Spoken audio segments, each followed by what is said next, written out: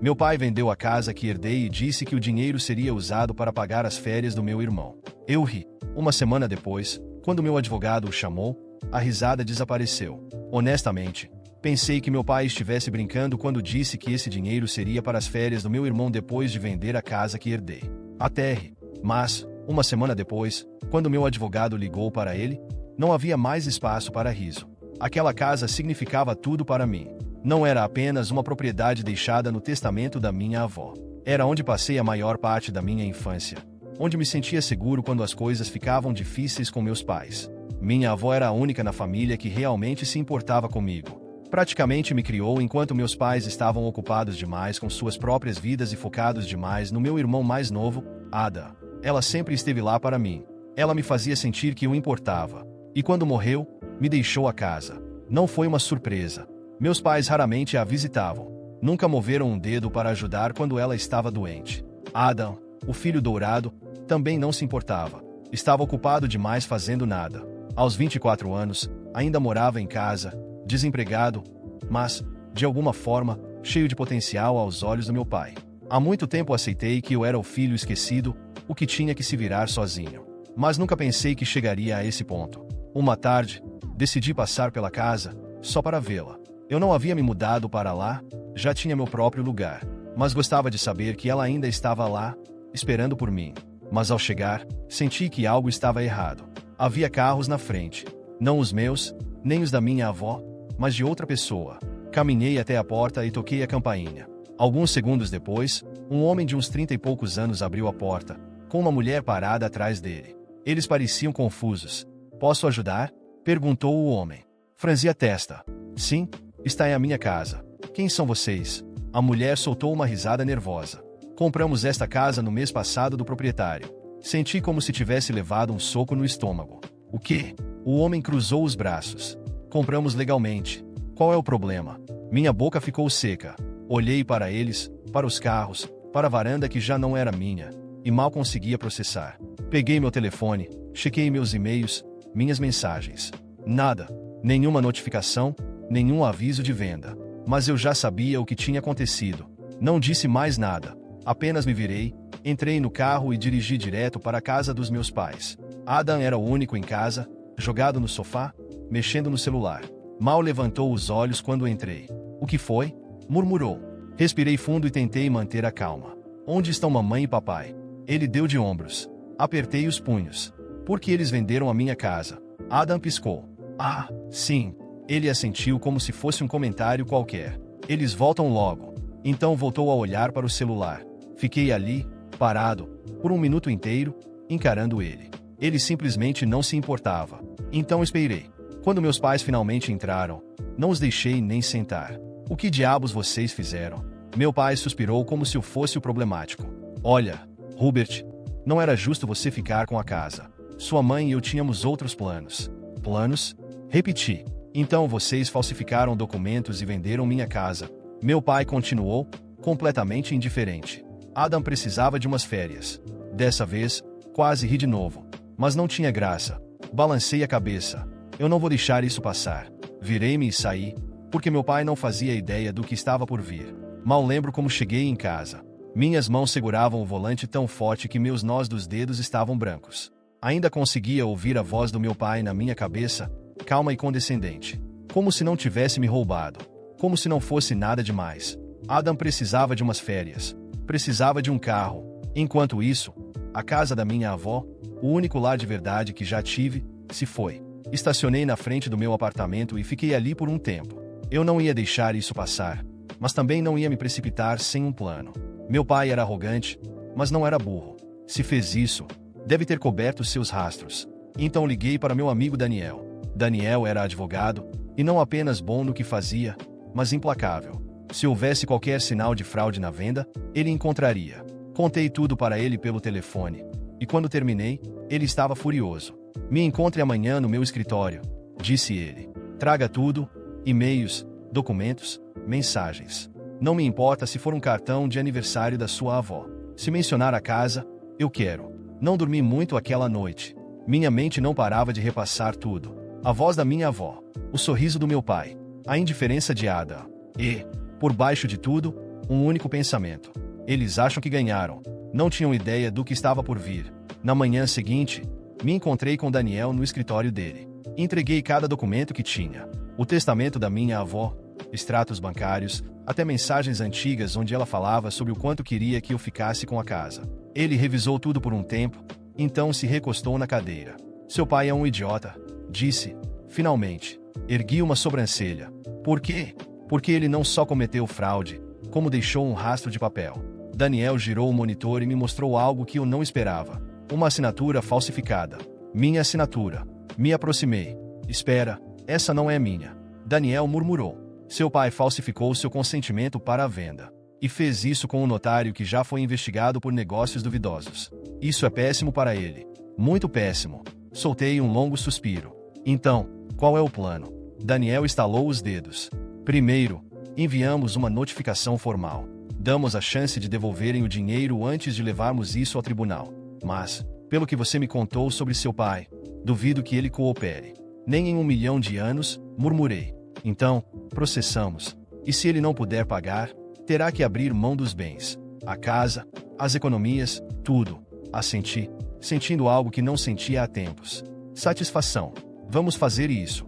Naquela noite, saí do escritório de Daniel sentindo algo diferente. Ainda estava furioso, mas agora minha raiva tinha um propósito. Meu pai achava que podia passar por cima de mim, como sempre fez. Achava que eu engoliria esse roubo como engoli tantas outras coisas ao longo da vida. Mas desta vez, não. Voltei para casa e sentei no sofá, encarando os papéis que Daniel me entregou. A assinatura falsificada me encarava de volta. Meu próprio nome rabiscado por alguém que não era eu. Senti o sangue ferver. Meu pai nem ao menos teve o trabalho de encobrir bem os rastros. Isso tornava tudo ainda mais revoltante. Ele não só me traiu, ele fez isso sem um pingo de medo ou hesitação, acreditando que eu nunca reagiria. O telefone vibrou ao meu lado. Era minha mãe. Ignorei. Minutos depois, outra ligação. E depois outra. Ela sabia. Meu pai sabia. Daniel já devia ter enviado a notificação formal. Quando o telefone tocou pela 4ª vez, atendi. O que você fez? Foi a primeira coisa que minha mãe disse, a voz carregada de frustração. Sorri, sem humor. Engraçado. Era exatamente o que eu ia perguntar. Hubert, pelo amor de Deus, você quer mesmo levar isso adiante? Quero. Ela soltou um suspiro exasperado, como se eu fosse a pior pessoa do mundo por não simplesmente deixar passar o roubo da minha herança. Você está exagerando. Eu estou exagerando? Repeti, incrédulo. Me levantei, incapaz de ficar parado. Vocês venderam a casa que a vovó me deixou e usaram o dinheiro para bancar as férias do Ada. E eu estou exagerando? Ela ficou em silêncio por alguns segundos. Quando falou novamente, sua voz tinha aquele tom passivo-agressivo que eu conhecia tão bem. Seu irmão precisa dessas férias. Ele está estressado. Ri. Um riso curto, seco, repleto de incredulidade. Estressado? Do quê? De passar os dias jogado no sofá enquanto vocês fazem tudo por ele? Hubert, não, chega. Já sei onde isso vai dar. Você vai me dizer que Adam é mais novo, que precisa de apoio, que eu sou independente e deveria entender. Mas sabe de uma coisa? Eu entendi. Faz tempo. Entendi que, para vocês, eu sempre fui um detalhe. Minha mãe ficou quieta. Então, num tom mais frio, disse: você está colocando sua família contra a parede por causa de uma casa. Vocês colocaram minha família contra a parede quando me roubaram. Ela suspirou mais uma vez. Seu pai vai resolver isso. E desligou. Joguei o telefone no sofá e esfreguei o rosto, tentando conter a raiva. Mas era impossível. Resolvi sair de casa para esfriar a cabeça. Dirigi sem rumo, tentando colocar os pensamentos em ordem.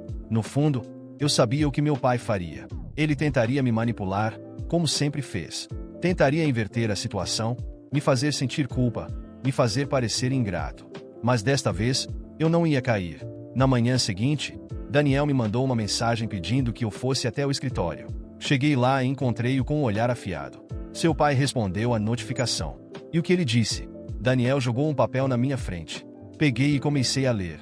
Meu pai estava tentando argumentar que a casa não era realmente minha, que a venda foi feita dentro da lei e que qualquer reclamação minha era apenas uma tentativa de causar problemas na família. Uma tentativa de causar problemas na família. Tive que respirar fundo para não socar a mesa. Ele é inacreditável. E burro. Daniel se recostou na cadeira, sorrindo de lado. Porque ele não contava que eu encontraria isso. Ele girou o monitor de novo e mostrou outro documento. um comprovante de transferência bancária. E daí? Daí que essa transferência foi feita diretamente para a conta de Adam. Todo o dinheiro da venda da casa. Cada centavo. Meus olhos se arregalaram. Meu pai vendeu minha casa e simplesmente deu o dinheiro todo pro Adam? Daniel assentiu. O que não é só moralmente nojento, mas também ilegal. Seu pai não só falsificou sua assinatura, como também realizou uma transação sem qualquer respaldo jurídico para beneficiar uma terceira pessoa que não tinha direito algum à venda. Isso, meu amigo, é lavagem de dinheiro. Fiquei olhando para a tela, absorvendo a informação. Isso significa que não estamos apenas falando de um processo civil. Se levarmos isso adiante, seu pai pode ser investigado criminalmente. Meu coração acelerou. Eu queria isso. Sim, eu queria cada centímetro de consequência para ele. Vamos continuar? Disse, firme. Daniel sorriu. Sabia que você ia dizer isso. Asterisco, asterisco. 2 semanas depois, as coisas começaram a desmoronar para o meu pai. A primeira pancada veio quando Daniel entrou com o processo formal. Meu pai foi notificado oficialmente, e isso fez com que ele perdesse a postura tranquila. De repente, começaram a aparecer mensagens dele no meu telefone. Primeiro, tentativas de conversa. Depois, ameaças veladas. Quando não respondi, ele passou para o desespero. Minha mãe me ligou, implorando para que eu reconsiderasse. Disse que eu estava destruindo a família. Eu só perguntei: quando vocês me roubaram, vocês não destruíram a família? Ela não soube responder. A segunda pancada veio quando Daniel conseguiu envolver as autoridades. Uma investigação foi aberta.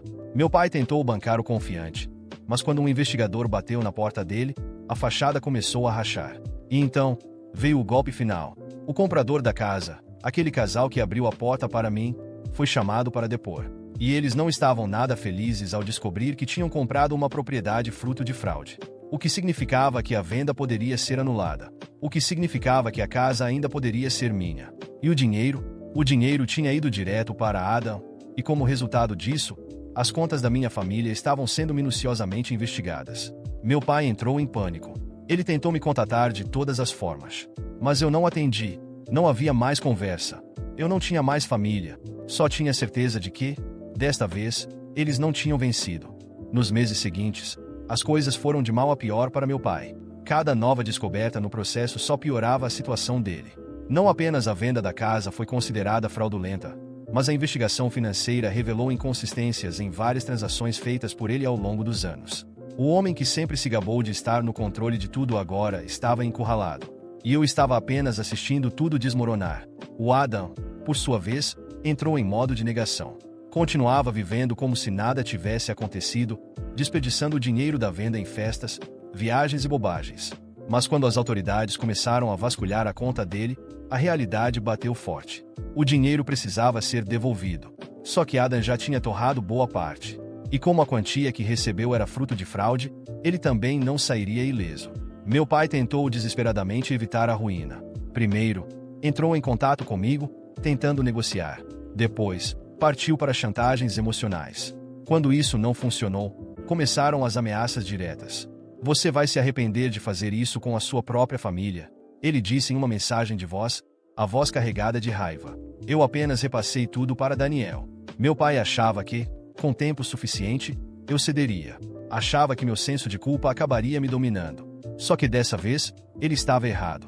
Pela primeira vez, ele não estava no controle. E eu queria ter certeza de que ele soubesse disso. A primeira grande consequência veio quando o tribunal finalmente anulou a venda da casa. Os compradores não tiveram escolha a não ser devolvê-la, já que adquiriram a propriedade de forma irregular. Eles estavam furiosos, mas essa não era minha culpa. A casa era minha novamente. Lembro-me do dia em que entrei lá depois de tudo isso. Passei os dedos pelas paredes, sentindo a textura, inalando o cheiro familiar. Havia sinais da presença do casal que morou ali por um tempo, mas isso não importava. A essência da minha avó ainda estava ali, e eu ia recuperar tudo. Mas minha vingança ainda não estava completa. Meu pai tentou alegar que não tinha como devolver o dinheiro porque Adam já havia gasto quase tudo. O tribunal não se importou. Se ele não tinha o dinheiro, teria que pagar com bens. E o que isso significava? Que ele teria que vender a própria casa para quitar a dívida. A ironia não passou despercebida. No dia em que a casa da minha infância voltou oficialmente para mim, a casa dos meus pais foi colocada à venda. Eles tentaram desesperadamente evitar isso, mas não havia saída. O dinheiro que roubaram era ilegal. Então, O impensável aconteceu. Adam teve que arrumar um emprego. Não um emprego luxuoso, não um cargo confortável, não uma oportunidade especial criada pelo meu pai. Ele teve que se virar. E pela primeira vez na vida, ninguém estava lá para resgatá-lo. Ele me ligou uma vez, não para pedir desculpas, não para reconhecer o que fez, apenas para dizer: você destruiu nossa família. Eu ri. Não, Adam. Só devolvi o favor. E desliguei. Meu pai perdeu tudo. A casa, a estabilidade financeira, a reputação. Quando o processo criminal avançou, a defesa dele foi patética. Tentou alegar que não sabia que precisava do meu consentimento para vender a casa. Tentou argumentar que era só um mal-entendido. O juiz não se comoveu. Ele foi condenado. A pena não era longa, mas suficiente para que ele soubesse que suas ações tinham consequências. Minha mãe tentou se distanciar do caso, mas não conseguiu. Com a casa vendida, teve que se mudar para um apartamento menor, longe do estilo de vida confortável que sempre teve. E eu voltei para a casa da minha avó. Não porque precisava, mas porque queria. Fiz pequenas reformas, mas mantive muitas coisas do jeito que ela gostava. Todas as memórias estavam lá. E agora, não havia mais ninguém para tirá-las de mim. Na primeira noite depois que tudo acabou, sentei na varanda, sentindo o vento frio da noite. Peguei uma taça de vinho e encostei a cabeça na cadeira de balanço que um dia foi da minha avó. E pela primeira vez em muito tempo, sorri. Eles achavam que tinham vencido. Mas, no final, fui eu quem ganhou.